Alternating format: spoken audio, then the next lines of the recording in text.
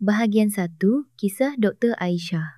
Tuan Kamarul, rasanya anda adalah pesakit paling hebat yang pernah saya temui. Pada mulanya, saya terkejut sehingga berasa takut. Sudah lama saya tidak melihat perkara seperti itu. Tetapi kemudian, tanpa sedar, saya tergelak kecil dan mengeluarkan kata-kata kekaguman. Ini kali pertama saya lihat. Rasa macam gila. Sebelum bermula, sila tekan butang langganan dan suka. Terima kasih. Saya Dr. Aisyah binti Omar, pakar urologi di Klinik Urologi Harapan, berumur 51 tahun. Itu adalah nama klinik yang diasaskan oleh ayah saya. Semasa muda, saya sangat malu dengan nama ini. Apabila saya menjadi doktor mengikut jejak langkah ayah, saya mahu memilih bidang lain, bidang di mana doktor wanita lebih dialu-alukan, seperti pediatrik atau obstetrik dan ginekologi. Sejak saya memilih bidang urologi, saya terpaksa menanggung cemuhan seumur hidup. Mana boleh seorang wanita melakukan kerja macam tu? Sebenarnya, saya sering dipuji cantik sejak kecil. Kerana itu, ramai lelaki mendekati saya, tetapi kebanyakannya hanya melihat saya sebagai sasaran yang mudah dipermainkan atau hanya untuk meniduri. Lelaki selalunya mendekati saya hanya kerana rupa, kemudian menilai saya sesuka hati dan akhirnya pergi. Secara semula jadi, saya membina tembok di hati saya dan tidak pernah menunjukkan perasaan sebenar kepada sesiapa. Apabila saya menjadi pakar urologi, tembok itu menjadi lebih kukuh. Setiap hari, saya terpaksa berhadapan dengan pelbagai prasangka, bermula daripada riak wajah yang mempersoalkan bagaimana seorang wanita boleh bercakap tentang masalah itu hingga kepada sikap yang terang-terangan meremehkan saya. Oleh itu, saya mengekalkan sikap profesional yang ketat. Saya percaya bahawa menjaga jarak daripada pesakit adalah satu-satunya cara untuk melindungi diri saya. Hari itu tidak berbeza. Seorang pesakit lelaki pertengahan umur melangkah masuk dari kaunter pendaftaran dengan riak wajah yang kelihatan cemas. Namanya ialah Tuan Kamarul bin Razali. Anda datang dengan gejala apa? Saya bertanya dengan suara tanpa emosi seperti biasa, tak tegang. Maksud saya, ia tidak berfungsi dengan baik. Ekspresinya yang jarang-jarang dia tunjukkan sangat berbeza daripada sikap yakin yang mungkin selalu dia pamerkan. Saya serta-merta mengagak bahawa dia mengalami disfungsi erektil akibat tekanan. Berhenti minum alkohol. Saya memberikan nasihat tegas. Dia cuba membuat saya ketawa dengan menyebut nama klinik, tetapi riak wajah saya tidak berubah. Nama klinik ini lucu, Urologi Harapan. Ini kerana saya sudah bosan dengan pendekatan ringan daripada ramai lelaki. Ya, kami namakannya begitu. Dia menamatkan rawatan pertama dan keluar dari klinik. Tetapi pada masa itu, saya tidak tahu bahawa pertemuan hari itu akan menjadi retakan pertama pada tembok saya yang sempurna. Lelaki itu kembali ke klinik 2 minggu kemudian. Di tangannya ketika dia membuka pintu bilik rawatan adalah sebakul buah-buahan mewah. Doktor, ambil ini. Situasi ini tidak asing. Ia pernah berlaku sebelum ini. Maaf, saya tidak boleh menerimanya. Saya berkata dengan tegas. Saya teringat masa lalu saya yang menyakitkan yang memaksa saya untuk menunjukkan sikap sedemikian. Ramai lelaki beranggapan saya mudah didekati hanya kerana saya cantik dan cuba memujuk saya dengan hadiah kecil atau kebaikan. Tindakannya hanyalah satu lagi pendekatan mudah daripada lelaki lain bagi saya. Namun, dia tidak berhenti. Ini hanya ucapan terima kasih kerana merawat saya. Dia seolah-olah cuba memenangi hati saya dengan paksaan. Saya berasa muak dengan sikap itu. Saya tidak menerima hadiah daripada pesakit. Saya memotong perbualan dengan cepat, tidak mahu meneruskan. Bagaimana dengan ubat? Soalan saya dibalas dengan jawapan yang sama-sama. Saya rasa ia sedikit bertambah baik, tapi sebenarnya tidak banyak beza. Terdapat kegelisahan di matanya yang masih cuba untuk menunjuk-nunjuk. Sudah berhenti minum alkohol? Ya, hampir. Saya berkerut dahi mendengar jawapan hampir daripadanya. Sikapnya yang seolah-olah tidak bertanggungjawab terhadap kesihatannya sendiri menyentuh etika profesional saya. Bukan hampir, anda perlu berhenti sepenuhnya. Saya berkata sambil memandang tepat ke matanya. Dia sekali lagi cuba meruntuhkan tembok hati saya dengan mengajukan soalan peribadi. Bagaimana doktor memilih kerjaya ini? Itu tidak penting. Bagi saya, itu adalah seperti perisai untuk melindungi diri saya. Saya tidak mempunyai sebab untuk menjelaskan masa lalu saya kepadanya dan saya tidak mahu. Sekurang-kurangnya secawan kopi. Dia terus bercakap dengan saya hingga ke saat terakhir, tetapi saya menolak dengan tegas. Selepas dia keluar dari klinik, saya kembali bersendirian. Tiba-tiba, ekspresinya terlintas di fikiran saya. Wajah yang kelihatan harga dirinya terluka, seolah-olah dia telah diremehkan. Perasaan itu sampai kepada saya sepenuhnya, tetapi ia adalah perkara biasa bagi saya. Adakah dia sama seperti lelaki lain? Seketika, imejnya berlega di fikiran saya, tetapi saya segera menggeleng. Saya membuat kesimpulan bahawa semua lelaki di dunia ini akhirnya sama. Jadi, saya kembali menjadi Dr. Aisyah yang dingin. Tetapi pada pertemuan seterusnya, semuanya berubah sepenuhnya. Ia adalah sesuatu yang tidak pernah saya bayangkan. Tuan Kamarul datang kembali ke klinik sebulan kemudian. Walaupun dia diminta datang 2 minggu selepas itu, dia muncul sebulan kemudian. Apa yang berlaku kepadanya sepanjang masa itu? Penampilannya ketika melangkah masuk ke bilik rawatan sangat berbeza dari sebelumnya. Wajahnya cengkung dan matanya penuh dengan kegelisahan dan keletihan. Keyakinan diri yang biasa hilang sama sekali. Buat pertama kali, saya merasakan perasaan bimbang ketika melihatnya. Anda nampak tidak sihat. Tanpa sedar, saya mengucapkan kata-kata yang datang dari hati, bukannya dengan nada yang keras. Anda minum alkohol, bukan? Saya tahu serta-merta. Bau alkohol yang kuat datang dari badannya. Sedikit.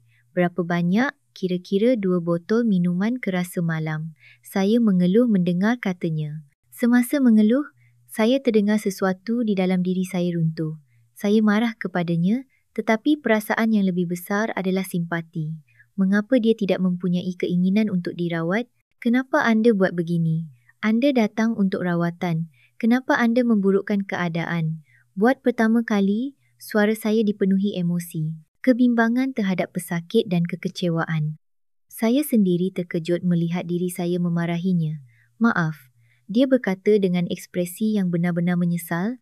Pada saat itu, saya sedar bahawa dia berbeza daripada lelaki lain. Lelaki lain tidak pernah meminta maaf kepada saya. Mereka sentiasa sibuk mempamerkan daya tarikan dan kebolehan mereka dan tidak pernah mengakui kesilapan mereka. Tetapi dia kelihatan benar-benar menyesal. Melihat itu, tanpa sedar, saya bercakap dengannya dengan suara yang lembut. Saya tahu anda mengalami banyak tekanan kerana perniagaan, tetapi cara ini tidak akan membantu. Dan kemudian, pengakuan yang tidak dijangka daripadanya menyusul. Saya telah hidup dengan yakin di hadapan wanita seumur hidup saya, tetapi di hadapan doktor, ia langsung tidak berkesan. Saya terdiam seketika. Dia minum alkohol kerana sebab itu. Buat pertama kali, saya dapat melihat ke dalam hatinya. Saya telah melihat ramai orang seperti itu.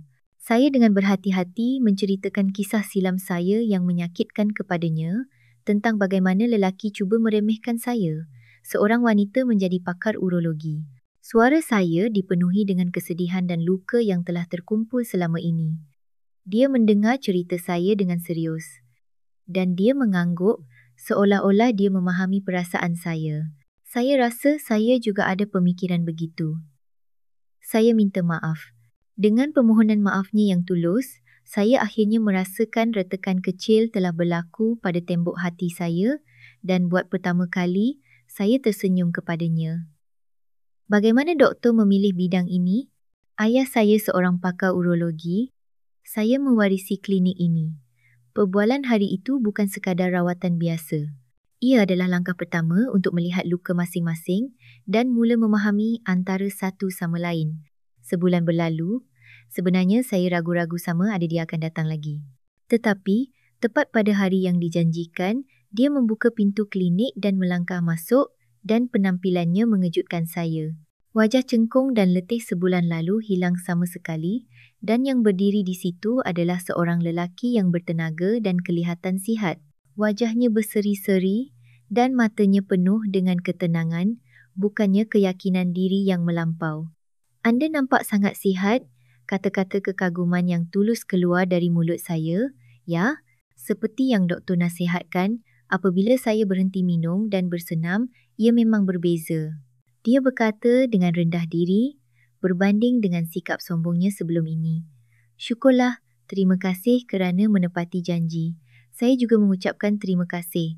Melihat seseorang mengambil nasihat saya dengan ikhlas dan berusaha untuk diri sendiri, memberikan kepuasan dan kegembiraan yang besar kepada saya. Ini adalah kali pertama saya mengucapkan terima kasih kepada pesakit. Usaha dan perubahannya sedikit demi sedikit meruntuhkan tembok di hati saya. Saya tidak lagi merasakan pandangan daripadanya yang melihat saya sebagai sasaran untuk didekati. Doktor rasa apa punca masalah asas saya ragu-ragu sebentar dengan soalan seriusnya itu. Semacam obsesi untuk menjadi sempurna. Dia berkata dia sedar betapa sombongnya dia, tetapi saya berkata kepadanya, bukan sombong, tetapi kebimbangan, mungkin. Tekanan untuk sentiasa, kelihatan kuatlah yang menyebabkan tekanan. Dia kelihatan sangat bersetuju dengan kata-kata saya. Pada saat itu, kami bukan lagi sekadar doktor dan pesakit, tetapi seolah-olah kami dapat melihat ke dalam diri masing-masing. Tuan Kamarul mengajukan soalan yang tidak dijangka sebelum menamatkan rawatan. Doktor juga mengalami tekanan, kan? Bagaimana doktor mengatasinya? Sudah lama sejak seseorang bertanya khabar tentang saya. Saya berasa terkejut bercampur kehangatan yang aneh, membaca dan mendengar muzik klasik. Itu sahaja, jawab saya, dan dia berkata saya kelihatan kesepian. Hati saya tersentuh, seolah-olah dia memahami hidup saya yang sentiasa berjuang sendirian. Retakan yang sangat besar telah terbentuk pada tembok hati saya. Selepas dia keluar dari klinik, saya duduk terpinga-pinga untuk seketika. Pada masa itu, jantung saya yang terhenti mula berdegup semula. Saudara, ini adalah saat penting di mana saya mula jatuh cinta. Sila beri perhatian, 2 minggu berlalu dengan sangat pantas. Saya gembira tetapi pada masa yang sama berasa sedih kerana hari pemeriksaan terakhir Tuan Kamarul semakin hampir. Sudah tentu, sebagai seorang doktor, saya berharap pesakit sembuh sepenuhnya, tetapi hati saya terasa kosong memikirkan tidak dapat berjumpa dengannya lagi. Akhirnya, hari itu tiba. Tuan Kamarul yang melangkah masuk ke bilik rawatan kelihatan lebih ceria dan sihat berbanding sebulan yang lalu. Anda benar-benar sembuh. Wajah anda benar-benar berbeza. Kata-kata kekaguman yang tulus keluar dari mulut saya, keputusan ujian juga sempurna, tahniah, anda sudah pulih sepenuhnya, jadi saya benar-benar tidak perlu datang lagi. Saya ragu-ragu sebentar mendengar soalannya, ya kerana anda sihat. Itu adalah jawapan yang betul mengikut prinsip, tetapi hati saya bertentangan dengan harapannya untuk tidak datang lagi. Terima kasih kepada doktor, bukan sahaja badan saya yang sihat, tetapi juga hati saya. Saya tersentuh dengan kata-katanya yang tulus. Dia telah meruntuhkan tembok yang saya bina selama ini dan membangkitkan perasaan hangat yang telah lama saya kuburkan. Doktor, ya, bolehkah saya berterus terang? Suaranya menjadi berhati-hati dan kata-katanya yang menyusul membuat jantung saya terhenti. Saya suka doktor, bukan sebagai pesakit, tetapi sebagai seorang individu. Saya tidak dapat berkata apa-apa dalam kebingungan dan kejutan. Ini adalah saat prinsip besi saya untuk tidak menjalin hubungan peribadi dengan pesakit tergugat sepenuhnya. Kata-kata seperti itu, saya berkata dengan suara yang perlahan. Saya telah mendengar banyak pengakuan cinta yang ringan daripada lelaki, tetapi kata-katanya berbeza. Matanya dipenuhi keikhlasan dan usaha serta perubahan yang ditunjukkannya selama ini menambah berat kepada pengakuannya, tetapi pada masa yang sama, ketakutan menyerang hati saya. Bolehkah saya mempercayai lelaki ini? Adakah saya akan terluka lagi? Kesakitan masa lalu saya hidup kembali dengan jelas. Saya benar-benar tidak boleh dengan pesakit. Itu prinsip doktor, saya tahu, dan saya telah hidup bersendirian seumur hidup saya. Saya tidak pernah mempercayai mana-mana lelaki. Dia mendengar kata-kata saya dengan senyap. Pada saat itu, Saya merasakan pemahaman dan keprihatinan yang tulen daripadanya, bukan sebarang tekanan atau niat untuk mendekati. Dia bertanya kepada saya, adakah saya juga lelaki seperti itu? Saya menjawab dengan jujur, pada mulanya ya, sekarang. Saya memandang tepat ke matanya dan berkata, sekarang anda berbeza. Saya membaca harapan di wajahnya. Dia meminta saya memberinya masa. Datang lagi sebulan kemudian. Anggap sahaja ia sebagai pemeriksaan berkala. Saya memberinya masa sebulan. Selepas Tuan Kamarul meninggalkan klinik, sebulan terasa seperti setahun bagi saya. Adakah dia akan datang lagi? Saya mahu mengesahkan perasaannya tetapi pada masa yang sama takut. Adakah saya mempunyai keberanian untuk meruntuhkan tembok kukuh yang telah saya bina? Sepanjang sebulan itu, saya mengambil masa untuk melihat kembali diri saya. Mengapa saya mula membuka hati kepadanya? Ia bukan hanya kerana perubahannya. Dia mengucapkan kata-kata ikhlas yang tidak pernah saya dengar seumur hidup saya. Dia menunjukkan pemahaman tentang hidup saya, bukan prasangka tentang kejaya saya dan bersimpati dengan masa lalu saya yang menyakitkan. Apabila ramai lelaki hanya memuji kecantikan saya, dia melihat ke dalam diri saya. Saya berfikir secara mendalam tentang hidup saya yang hanya saya jalani sebagai seorang doktor selama ini. Dalam obsesi untuk sentiasa sempurna dan tekanan untuk menjadi lebih baik daripada lelaki, saya mula kehilangan diri saya. Akhirnya, sebulan yang dijanjikan berlalu dan dia membuka pintu klinik dan melangkah masuk. Di tangannya, bukannya bakul buah, adalah sebuah buku kecil. Ia adalah koleksi esei oleh seorang penulis wanita. Dia menghulurkan buku itu kepada saya dan berkata, ini bukan hadiah tetapi cadangan. Saya fikir ia akan bagus jika doktor membacanya. Saya tersentuh dengan keprihatinan halusnya dan buat pertama kali saya menerima hadiah daripadanya. Matanya masih serius dan terdapat kilauan penghormatan terhadap saya. Bagaimana keadaan anda sepanjang sebulan ini? Saya banyak berfikir tentang kata-kata doktor dan tentang diri saya. Saya tersenyum mendengar jawapannya, anda telah berubah. Pasti? Dia memandang saya dengan mata penuh harapan dan saya mendedahkan ketakutan yang saya sembunyikan jauh di dalam hati saya, tetapi saya masih takut. Takut terluka lagi? Jawabannya melunturkan ketakutan saya. Saya juga takut. Takut kehilangan wanita seperti doktor. Dia menunjukkan keikhlasan untuk bersama saya. Saya bergelut antara prinsip seumur hidup saya dan ketakutan saya. Bolehkah kita cuba perlahan-lahan? Saya berfikir lama tentang cadangannya yang berhati-hati dan akhirnya saya memberanikan diri untuk menjawab. Baiklah, mari kita cuba. Pada saat itu, saya memendam harapan untuk cinta baru. Seperti cadangannya, kami mendekati satu sama lain dengan sangat perlahan. Kami bertemu seminggu sekali sebagai kawan, minum kopi dan berjalan-jalan bersama. Berbeza daripada ketika kami bertemu di klinik, ia adalah pertemuan antara individu, bukan hubungan doktor dan pesakit yang kaku. Kami bercakap lebih mendalam tentang kehidupan masing-masing. Saya menceritakan kepadanya tentang sejarah keluarga saya yang menyakitkan, yang memaksa saya menjadi pakar urologi dan masa lalu saya yang terluka oleh lelaki. Dia hanya mendengar cerita saya dengan senyap, tanpa menilai kesepian dan kesedihan yang terkumpul selama ini seolah-olah cair di bawah pandangan matanya yang hangat. Dia juga menceritakan bagaimana kegelisahan dan kesombongannya bermula dan bagaimana ia menghancurkan dirinya. Melihat luka yang dia miliki, saya sedar bahawa dia bukan sekadar lelaki yang tidak matang. Dia bukan lagi lelaki sombong yang saya temui pada mulanya, tetapi seseorang yang benar-benar melihat kembali dirinya dan berusaha untuk berubah. 6 bulan berlalu begitu. Kami tidak lagi kekok dan kami boleh membaca hati masing-masing hanya dengan pandangan mata.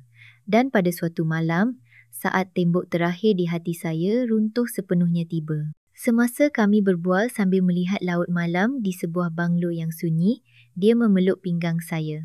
Pelukannya hangat dan matanya tidak goyah, hanya tertumpu pada saya. Tuan Kamarul, rasanya anda adalah yang paling hebat yang pernah saya temui. Saya berbisik sambil memeluknya, seolah-olah mengagumi. Ini bermakna besarnya cinta yang dia berikan kepada saya dan betapa besarnya kuasa penyembuhan yang cinta itu berikan kepada saya. Dia tersenyum senyap mendengar kata-kata saya dan menjawab, Aisyah, suaranya lebih panas dan kuat daripada lelaki berusia 20. Luka di hati saya tidak lagi sakit. Kegelisahan yang mengganggu saya setiap malam hilang. Apabila saya berada dalam pelukannya, saya rasa seolah-olah dunia ini milik saya. Pagi itu, cahaya matahari bersinar melalui tingkap. Saya bangun dalam pelukannya dan buat pertama kali, saya merasakan kebahagiaan sejati. Tak menyesal, saya menggeling dengan soalannya. Tidak sama sekali. Saya rasa bagaimana jika saya membuka hati lebih awal. Saya juga terima kasih kepada Aisyah. Saya tahu apa itu cinta sejati. Kami saling memandang dan ketawa. Ia adalah cinta yang bermula lewat usia, tetapi cinta itu lebih mendalam dan tulus. Kerana ia adalah cinta yang benar-benar mengenali satu sama lain dan menyembuhkan luka masing-masing. Kisah kami tidak berakhir di sini. Masih ada kisah terakhir yang menandakan penyempurnaan cinta sejati dan permulaan hidup baru. Kami menghabiskan setahun lagi bersama. Tuan Kamarul menjadi penyokong saya yang paling teguh. Dia masih menguruskan syarikat, tetapi dia tidak lagi obses dengan kerja seperti dahulu. Dia memahami saya dan menghormati hidup saya. Terima kasih kepadanya, saya dapat keluar dari belenggu menjadi pakar urologi wanita dan mendekati pesakit dengan hati yang lebih hangat. Doktor, anda kelihatan lebih mesra daripada dahulu. Pesakit sering berkata kepada saya dan saya menjawab sambil tersenyum. Saya bertemu dengan orang yang baik. Pesakit yang mendengar kata-kata itu juga ketawa bersama, merasakan perubahan saya. Pada suatu petang, semasa kami makan malam bersama, saya bertanya kepadanya, bila kita akan berkahwin? Dia menjawab soalan saya tanpa ragu-ragu, bila-bila masa sahaja, bila Aisyah mahu. Bagaimana dengan musim bunga tahun depan? Sempurna. Tidak ada yang perlu dimalukan tentang perkahwinan pada usia tua. Sebaliknya, ia lebih berharga kerana ia adalah cinta sejati yang memahami dan menyembuhkan luka masing-masing. Pada hari perkahwinan, saya berdiri di hadapannya dengan gaun pengantin putih suci. Melihatnya mengalirkan air mata, saya berkata dengan nada gurauan, jangan menangis, makeup akan cair.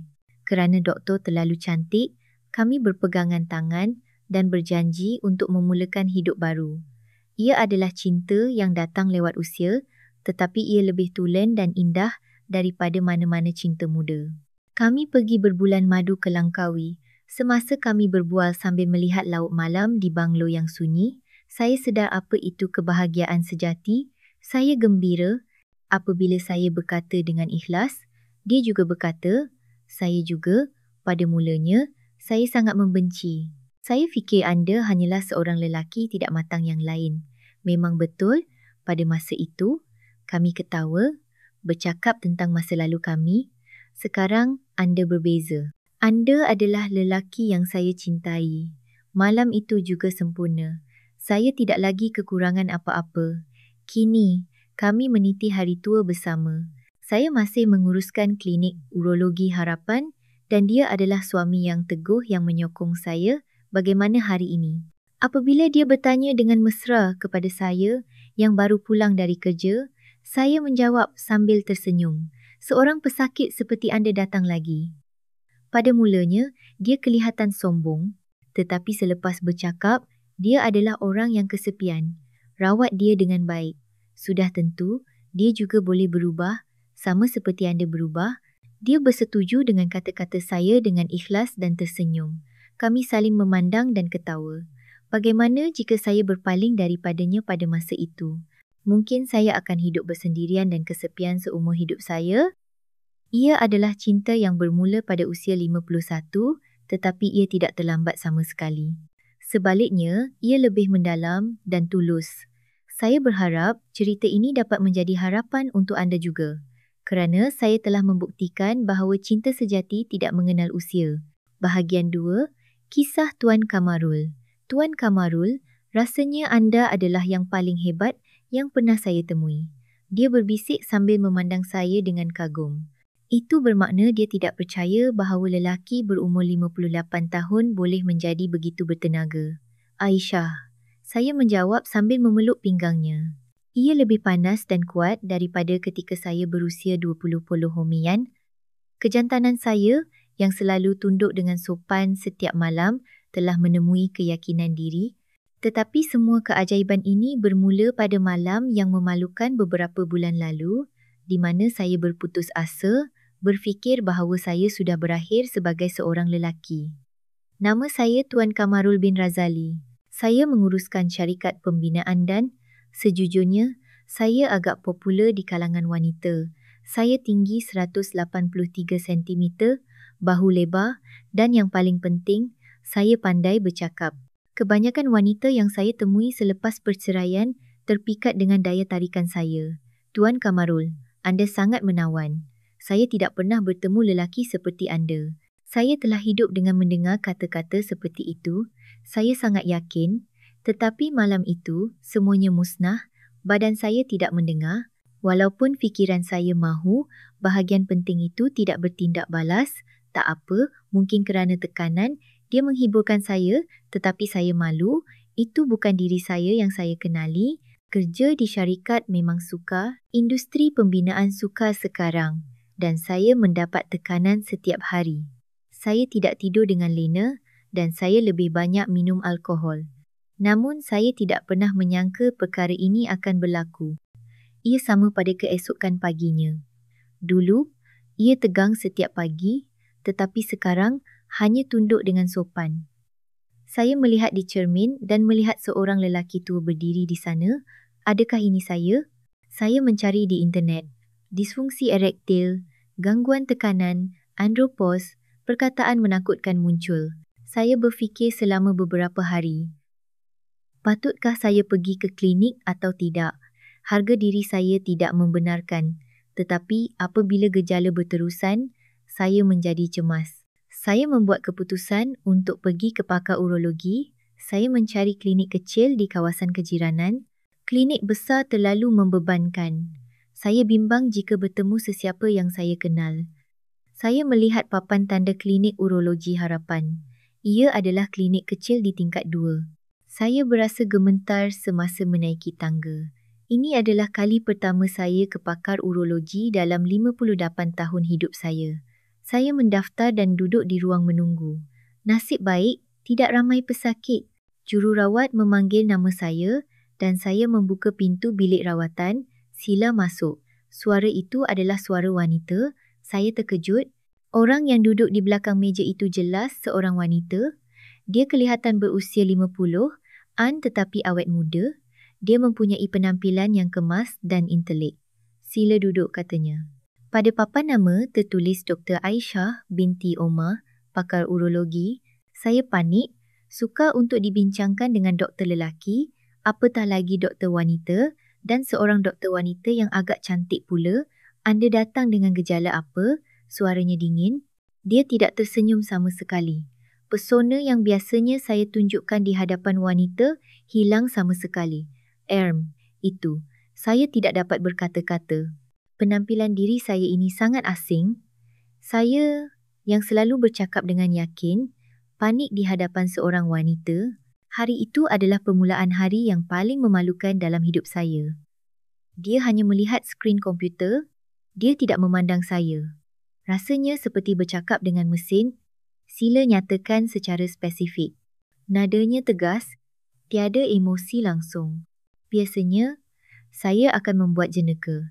Bagaimana saya boleh bercakap di hadapan doktor cantik? Seperti itu. Tetapi di hadapannya, kata-kata itu tidak keluar. Tak tegang. Maksud saya, ia tidak berfungsi dengan baik. Saya berkata dengan susah payah. Muka saya panas. Sejak bila? Kira-kira sebulan. Bagaimana dengan tekanan? Kerja syarikat agak sukar. Soal jawab itu mekanikal. Dia masih melihat monitor. Dia tidak pernah memandang saya dengan betul. Bagaimana dengan ketegangan pagi? Itu juga tiada. Merokok atau minum alkohol? Saya tidak merokok, tetapi saya agak kerap minum alkohol. Berapa banyak? Kira-kira setengah botol minuman keras sehari. Dia memandang saya buat kali pertama, tetapi pandangannya dingin. Berhenti minum alkohol. Dia tegas, tetapi doktor. Apabila saya cuba berkata, dia mengangkat tangan. Adakah anda ingin menjalani pemeriksaan di atas katil sekarang? Saya panik mendengar perkataan pemeriksaan. Pemeriksaan apa? Pemeriksaan prostat. Barulah saya menyedari realiti. Doktor wanita menyentuh tempat itu. Adakah perlu? Ia perlu untuk diagnosis yang tepat. Saya ragu-ragu. Saya tidak pernah membayangkan situasi ini. Adakah ada cara lain? Mari kita lakukan ujian darah dahulu dan jika perlu, kita akan lakukan kemudian. Saya berasa lega. Selepas mengambil darah, saya kembali ke bilik rawatan. Sepanjang masa itu, dia tidak pernah tersenyum. Dia benar-benar profesional, ambil ubat ini dan datang lagi 2 minggu kemudian. Baik, tetapi doktor, ya, nama klinik ini lucu, Urologi Harapan. Saya berkata sambil tersenyum sedikit. Salah satu daya tarikan saya biasanya adalah humor seperti ini, tetapi dia tidak mengubah riak wajahnya. Ya, kami namakannya begitu. Itu sahaja. Perbualan tidak diteruskan. Saya tidak pernah berasa begitu tidak berdaya di hadapan seorang wanita seumur hidup saya. Jenaka saya langsung tidak berkesan. Saya terfikir semasa keluar, siapa wanita ini?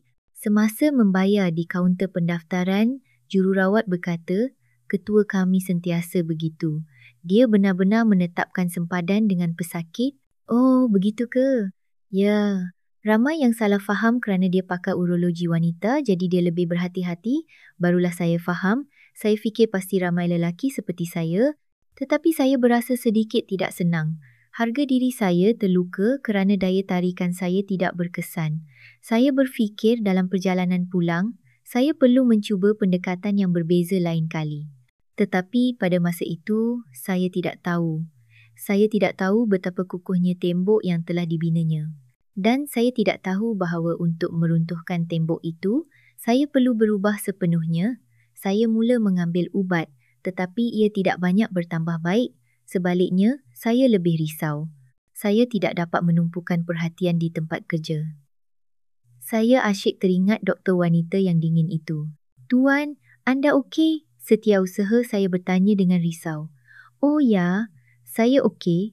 Tetapi saya sama sekali tidak okey. Harga diri saya terluka. Biasanya, saya sudah pun memikat wanita itu. Tetapi kali ini berbeza. Dr. Aisyah tidak bertindak balas sama sekali terhadap daya tarikan saya. 2 minggu berlalu dan saya kembali ke klinik. Kali ini, saya menukar strategi saya. Saya membawa sebakul buah-buahan mewah. Itu adalah kaedah yang disukai wanita. Doktor, ambil ini. Saya menghulurkan bakul buah. Maaf, saya tidak boleh menerimanya. Dia tegas. Ini hanya ucapan terima kasih kerana merawat saya. Saya tidak menerima hadiah daripada pesakit. Masih tembok besi. Bagaimana dengan ubat? Dia kembali kepada nada profesional. Saya rasa ia sedikit bertambah baik. Sebenarnya, ia tidak banyak bertambah baik. Sebaliknya, tekanan saya bertambah. Sudah berhenti minum alkohol? Ya, hampir. Itu bohong. Saya lebih banyak minum.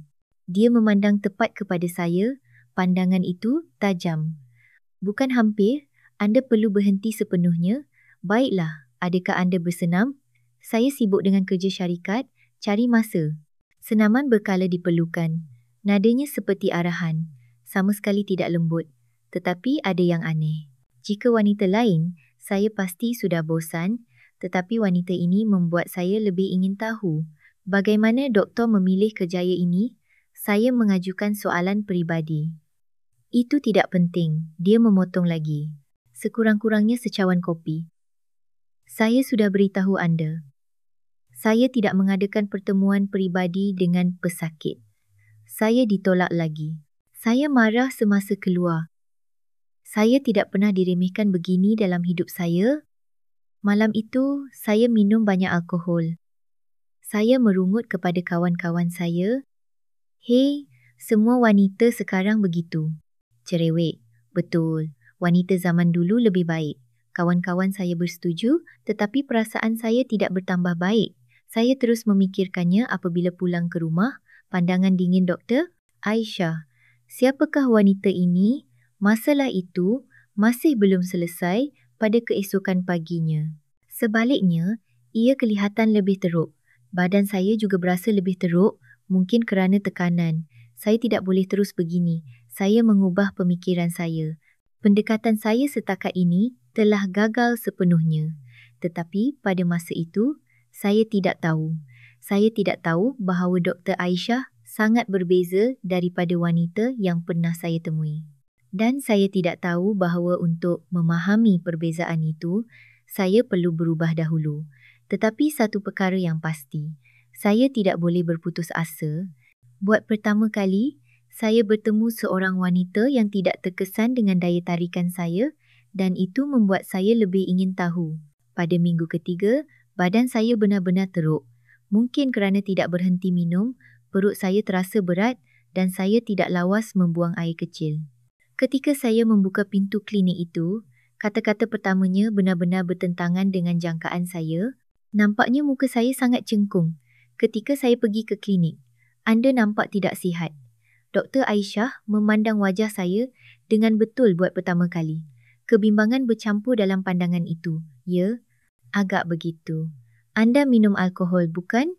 Dia tahu serta-merta. Sedikit. Berapa banyak? Kira-kira 2 botol minuman keras semalam. Dia mengeluh. Bukan saya, tetapi dia. Kenapa anda buat begini? Anda datang untuk rawatan. Kenapa anda memburukkan keadaan? Itu adalah suara yang dipenuhi emosi buat pertama kali. Dia marah. Maaf, saya benar-benar menyesal. Tetapi saya tidak tahu mengapa saya menyesal. Saya tahu anda mengalami banyak tekanan kerana perniagaan, tetapi cara ini tidak akan membantu. Suaranya menjadi sedikit lembut. Doktor, betul. Saya terlalu tidak bertanggungjawab. Ada apa? Adakah sesuatu yang membuatkan anda minum sebanyak ini? Itu adalah soalan peribadi. Ia adalah kali pertama. Sebenarnya, saya ragu-ragu, tetapi matanya kelihatan benar-benar bimbang. Saya telah hidup dengan yakin di hadapan wanita seumur hidup saya, tetapi di hadapan doktor, itu langsung tidak berkesan. Saya berkata dengan jujur, itu membuat anda tertekan? Ya? Ini kali pertama saya mengalaminya. Keheningan seketika berlaku. Saya telah melihat ramai orang seperti itu. Ya? Lelaki cuba meremehkan saya. Seorang wanita menjadi pakar urologi. Nada suaranya sedikit sedih. Oh, doktor sering mengalami perkara seperti itu? Sejak dari sekolah perubatan sehingga sekarang, ia berterusan. Boleh seorang wanita menyentuh bahagian peribadi lelaki? Kata-kata seperti itu. Jadi, sebab itu doktor bersikap keras? Ya, kalau tidak, mereka akan salah faham. Buat pertama kali, saya dapat melihat sedikit ke dalam hatinya. Saya rasa saya juga ada pemikiran begitu. Saya minta maaf. Akhirnya anda jujur. Dia tersenyum sedikit. Ia adalah senyuman yang sangat kecil, tetapi dia tersenyum. Bagaimana doktor memilih bidang ini? Ayah saya seorang pakar urologi. Saya mewarisi klinik ini. Oh begitu. Jika doktor lelaki, anda pasti dihormati tanpa prasangka. Ada juga perkara seperti itu. Tetapi sekarang, saya sudah biasa. Dia mengangkat kepalanya dan memandang saya. Pesakit juga sekarang tumpukan pada rawatan sahaja. Jangan fikirkan perkara lain. Baik, saya benar-benar minta maaf. Anda tidak perlu meminta maaf. Cuma dapatkan kesihatan semula. Semasa menerima preskripsi hari itu, saya berfikir betapa saya telah terperangkap dalam prasangka. Dia bukan sekadar wanita yang cerewet, dia adalah seorang profesional yang hidup dengan melawan prasangka. Betul-betul berhenti minum alkohol. Janji. Dia berpesan sebelum saya keluar. Ya, saya janji dan bersenam. Ya, hari itu saya membuang semua alkohol di rumah dan saya mendaftar di gimnasium. Yang paling penting, saya melihat kembali diri saya, betapa sombongnya saya selama ini. Perasaan saya terhadap Dr. Aisyah juga berubah. Dia mula kelihatan seperti seseorang yang boleh dihormati, bukan wanita yang ingin ditakluki. Dan saya berfikir, mungkinkah rawatan sebenar baru bermula sekarang? Sebulan berlalu, saya berhenti minum sepenuhnya dan mula bersenam. Saya pergi ke gimnasium 3 kali seminggu, setiap pagi pada jam 6. Badan saya mula berubah, ia menjadi lebih mudah untuk bangun pagi. Yang paling penting, perasaan saya terhadap Dr. Aisyah telah berubah sepenuhnya. Anda nampak sangat sihat. Dia berkata dahulu semasa pemeriksaan kali ini, ya, seperti yang doktor nasihatkan, apabila saya berhenti minum dan bersenam, ia memang berbeza. Syukurlah, terima kasih kerana menepati janji. Saya berasa gembira mendengar ucapan terima kasih itu. Terima kasih kepada doktor, pesakit yang berusaha, tetapi saya ada soalan. Ya, silakan. Adakah ramai pesakit seperti ini? Orang yang datang kerana tekanan seperti saya lebih ramai daripada yang anda sangka. Terutama mereka yang menguruskan perniagaan. Bagaimana mereka semua mengatasinya? Ia berbeza bagi setiap orang. Yang penting adalah menyelesaikan punca masalah asas. Doktor rasa apa punca masalah asas saya? Dia berfikir sebentar dan menjawab, semacam obsesi untuk menjadi sempurna. Dia betul.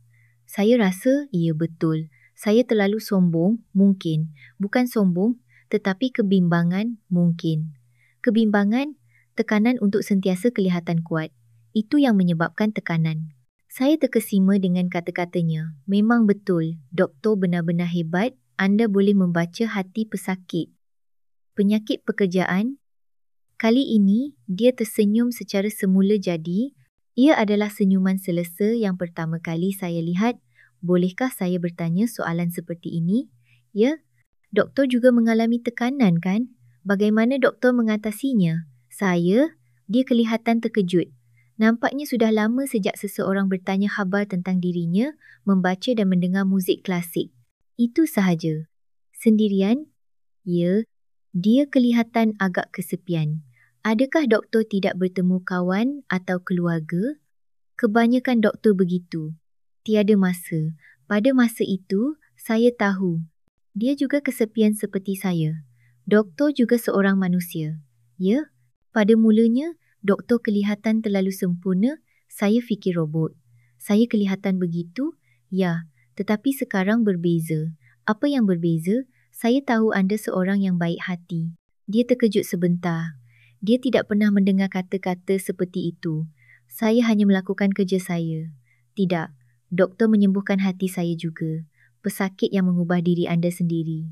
Doktor memberi dorongan, keheningan yang senyap berlaku. Ia bukan keheningan yang buruk. Bila saya perlu datang lagi? 2 minggu lagi. Untuk pemeriksaan terakhir, saya berasa sedikit sedih. Anda sudah pulih dengan baik. Jadi, saya tidak dapat berjumpa doktor lagi. Jika anda sihat, tidak ada sebab untuk datang ke klinik. Kata-kata itu mengganggu saya. Saya terfikir dalam perjalanan pulang. Adakah saya benar-benar tidak dapat berjumpa dengannya jika saya sihat? Aneh. Pada mulanya, saya mahu sembuh dengan cepat, tetapi sekarang saya sedih kerana rawatan akan berakhir. Saya suka bercakap dengannya. Bukan hanya kerana dia wanita cantik, tetapi kerana kami benar-benar berhubung. 2 minggu kemudian membuat saya teruja, tetapi juga takut. Takut ia adalah kali terakhir. Perkataan terakhir terus berlega di fikiran saya. Saudara, bahagian seterusnya ini adalah saat yang paling penting dalam hidup saya. Sesungguhnya, 2 minggu berlalu dengan sangat pantas. Saya bersenam lebih keras dan saya menguruskan kerja syarikat dengan lebih santai. Yang paling penting, saya teruja untuk bertemu Dr. Aisyah lagi. Sudah lama saya tidak merasakan perasaan seperti ini. Apabila saya pergi ke klinik, dia kelihatan terkejut. Anda benar-benar sembuh. Wajah anda benar-benar berbeza. Terima kasih doktor. Terima kasih kepada anda. Keputusan ujian juga baik. Semua bacaan adalah normal. Tahniah, anda sudah pulih sepenuhnya. Itu adalah berita gembira, tetapi hati saya keliru. Jadi, saya benar-benar tidak perlu datang lagi? Ya, kerana anda sihat. Dia juga kelihatan sedih. Tetapi, doktor, terima kasih kepada doktor, bukan sahaja badan saya yang sihat, tetapi juga hati saya. Saya bersyukur anda berkata begitu. Sungguh, pada mulanya, saya hanya memikirkan harga diri saya, tetapi sekarang, saya belajar untuk memahami orang lain. Dia mengangguk perlahan. Doktor juga begitu. Anda kelihatan lebih selesa daripada sebelumnya. Saya juga lebih kerap melihat anda tersenyum, begitukah? Ya, adakah kerana saya? Itu adalah soalan yang berani. Dahulu, saya akan mendekati dengan cara ini, tetapi kali ini, ia adalah ikhlas. Mungkin kerana pesakit berubah, saya juga berasa lebih selesa. Jadi, kita mengubah satu sama lain? Ia boleh dilihat begitu. Keheningan seketika berlaku. Doktor, ya, bolehkah saya berterus terang? Ya, saya suka doktor. Dia terkejut, bukan sebagai pesakit tetapi sebagai seorang individu. Kata-kata seperti itu tidak boleh, saya tahu. Tetapi saya tidak mahu menyembunyikannya. Tuan Kamarul, dia memanggil nama saya buat pertama kali. Saya benar-benar tidak boleh dengan pesakit. Itu prinsip doktor. Saya tahu, ya, tetapi saya mahu katakan. Saya belajar banyak daripada bertemu doktor. Ekspresinya menjadi rumit. Terima kasih. Tetapi tak mengapa. Anda tidak perlu menjawab.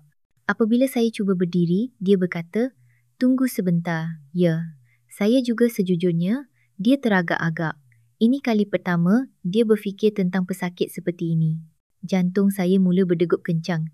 Tetapi saya ada prinsip. Ya, saya tahu dan saya telah hidup bersendirian seumur hidup saya.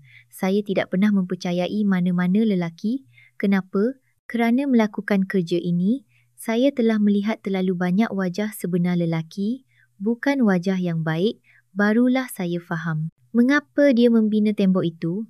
Adakah saya juga lelaki seperti itu? Pada mulanya, ya. Sekarang, anda berbeza.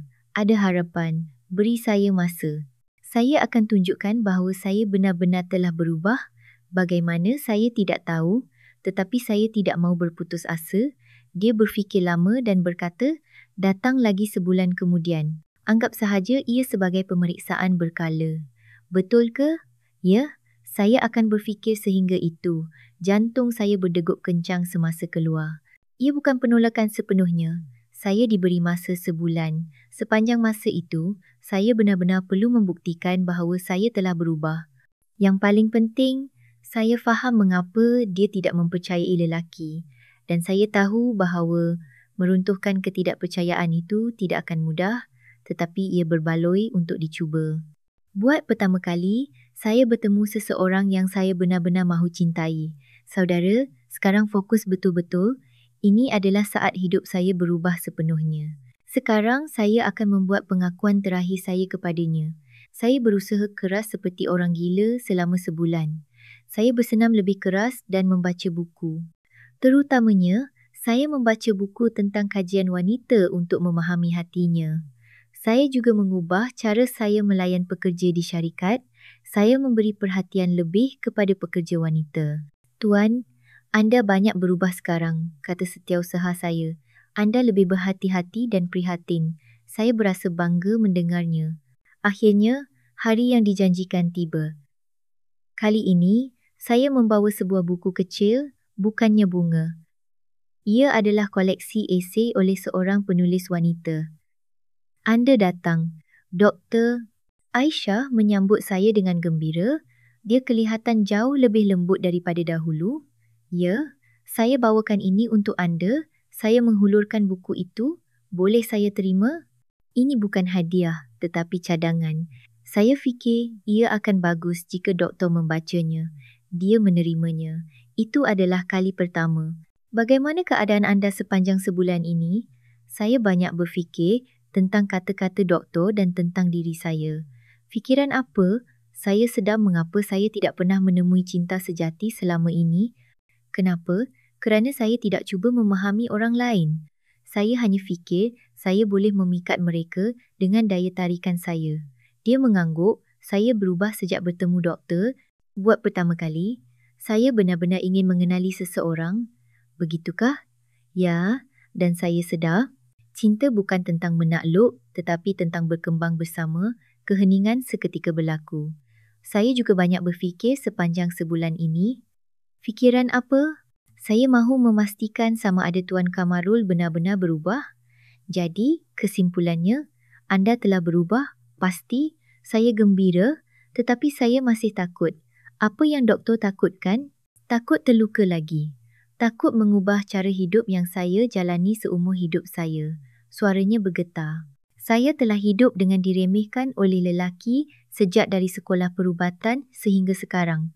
Bagaimana boleh seorang wanita melakukan kerja itu? Bila nak kahwin, bila nak dapat anak, kata-kata seperti itu. Kesakitan tercetus dalam suaranya. Betapa sukarnya untuk doktor. Jadi, saya fikir saya perlu lebih sempurna. Saya perlu menjadi lebih baik daripada lelaki untuk diiktiraf. Adakah doktor masih berfikir begitu? Tidak. Sejak bertemu Tuan Kamarul, pemikiran saya berubah. Bagaimana? Saya melihat bahawa lelaki juga boleh berubah. Ada harapan. Jadi, adakah doktor akan memberi saya peluang? Saya takut. Saya juga takut. Takut apa? Takut kehilangan wanita seperti doktor. Takut jika saya tidak cukup baik, kami saling memandang. Rasanya seperti kami benar-benar berkongsi perasaan buat pertama kali. Bolehkah kita cuba perlahan-lahan? Saya bertanya dengan berhati-hati. Bagaimana mula-mula kawan, kita mengenali satu sama lain dengan lebih baik. Kawan, ya, minum kopi tanpa tekanan, berjalan-jalan, dia berfikir lama dan berkata, baiklah, mari kita cuba. Pada saat itu, saya rasa jantung saya akan meletup. Betul ke? Ya. Tetapi ada syarat. Apa sahaja, kita pergi sangat perlahan. Saya perlukan masa untuk membuka hati. Sudah tentu, semasa keluar dari klinik hari itu, langit kelihatan berbeza. Buat pertama kali, saya memendam harapan untuk cinta sejati dan malam itu, badan saya bertindak balas dengan betul selepas sekian lama. Apabila hati disembuhkan, badan juga mengikut. 6 bulan berlalu. Dr. Aisyah dan saya mendekati satu sama lain dengan sangat perlahan. Kami bertemu seminggu sekali untuk minum kopi dan berjalan-jalan. Kadang-kadang kami bercakap tentang buku dan kadang-kadang kami bercakap tentang luka masing-masing. Dan pada suatu malam, Tuan Kamarul, rasanya anda adalah yang paling hebat yang pernah saya temui. Dia berbisik sambil memandang saya dengan kagum. Itu bermakna dia tidak percaya bahawa lelaki berumur 58 tahun boleh menjadi begitu bertenaga. Aisyah, saya menjawab sambil memeluk pinggangnya. Ia lebih panas dan kuat daripada ketika saya berusia 20-nyan. Kejantanan saya, yang selalu tunduk dengan sopan setiap malam, telah menemui keyakinan diri. Apabila saya memeluknya, saya rasa seolah-olah dunia ini milik saya. Saya sedar betapa besarnya kuasa penyembuhan yang ada pada cinta sejati. Cahaya matahari bersinar melalui tingkap pada pagi itu. Aisyah tersenyum dalam pelukan saya. Tak menyesal? Saya bertanya. Tidak sama sekali. Saya rasa bagaimana jika saya membuka hati lebih awal? Saya juga. Lebih baik jika saya menjadi matang lebih awal. Tidak. Sekarang adalah masa yang sesuai. Dia menyembunyikan wajahnya di dada saya. Terima kasih kepada Tuan Kamarul, saya belajar untuk mempercayai lelaki. Saya juga, terima kasih kepada Aisyah. Saya tahu apa itu cinta sejati. Kami saling memandang dan ketawa.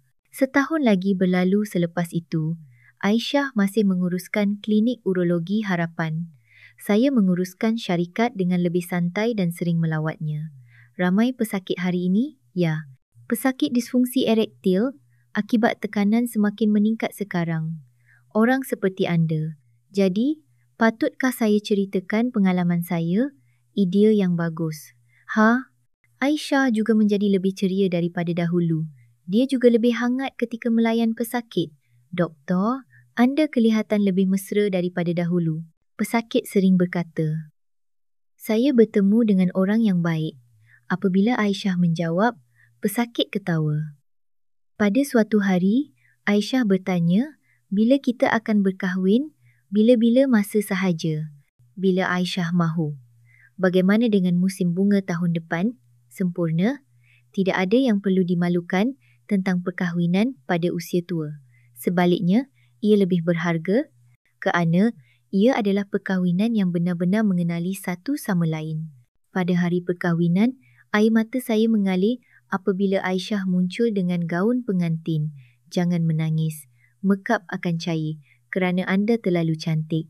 Saya juga fikir anda hebat. Kami berpegangan tangan dan berjanji untuk memulakan hidup baru. Kami pergi berbulan madu ke Langkawi. Kami berbual sambil melihat laut di banglo yang sunyi. Saya gembira, kata Aisyah. Saya juga... Pada mulanya, saya sangat membenci. Saya fikir anda hanyalah seorang lelaki tidak matang yang lain. Memang betul pada masa itu. Sekarang, anda berbeza. Anda adalah lelaki yang saya cintai. Malam itu juga sempurna. Saya tidak lagi kekurangan apa-apa. Kini, kami meniti hari tua bersama. Aisyah masih seorang doktor dan saya adalah suami yang menyokongnya. Tuan, anda kelihatan sangat sihat, kata pekerja syarikat. Apabila bersama orang yang baik, jadi begini. Saya cemburu. Saya harap anda juga menemui cinta sejati. Hari ini, Aisyah pulang dari klinik selepas rawatan. Bagaimana hari ini? Seorang pesakit seperti anda datang lagi? Oh, ya. Pada mulanya, dia kelihatan sombong, tetapi selepas bercakap, dia adalah orang yang kesepian. Rawat dia dengan baik. Sudah tentu. Dia juga boleh berubah sama seperti anda berubah. Kami saling memandang dan ketawa. Ia adalah cinta yang bermula pada usia 58, tetapi ia tidak terlambat sama sekali. Sebaliknya, ia lebih mendalam dan tulus. Sila jangan berputus asa. Saya telah membuktikan bahawa cinta sejati tidak mengenal usia. Permulaan baru sentiasa mungkin. Bagaimana kisah Tuan Kamarul dan Dr. Aisyah? Dua orang dengan luka yang berbeza bertemu dan menyempurnakan cinta yang indah ini. Tuan Kamarul meninggalkan masa lalunya yang hanya bergantung pada daya tarikan dan belajar prihatin yang tulen, dan Aisyah meruntuhkan tembok yang dibina seumur hidup dan mendapat keberanian untuk mencintai semula. Jika anda yang menonton video ini berputus asa dalam cinta kerana usia atau luka masa lalu, ingat, perubahan sejati bermula dari perkara kecil, usia hanyalah nombor, cinta baru, permulaan baru sentiasa mungkin. Saya berharap mesej harapan ini dapat disampaikan kepada lebih ramai orang.